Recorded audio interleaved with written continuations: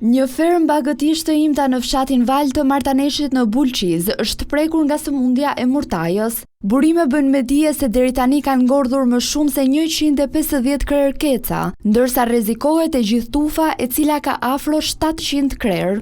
Mjeku veterinar Gëzim Neziri tha se janë marrë mostra nga bagëtia e ngordhur dhe janë dërguar pranë Institutit Veterinar në Tiranë. Nëse rezulton nga analiza që është vërtet sëmundja e murtajës shkak i ngordhjes, do të bëhet ekzekutimi i gjithë bagëtisë për të shmangur përhapje në ferma të tjera.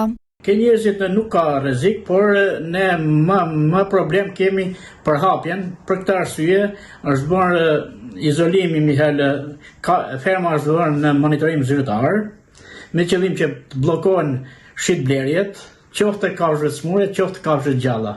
Nisur nga kjo ngjarje është kërkuar informacion edhe nga fermat e tjera të cilat kanë raportuar se për momentin nuk kanë bagëti të sëmura.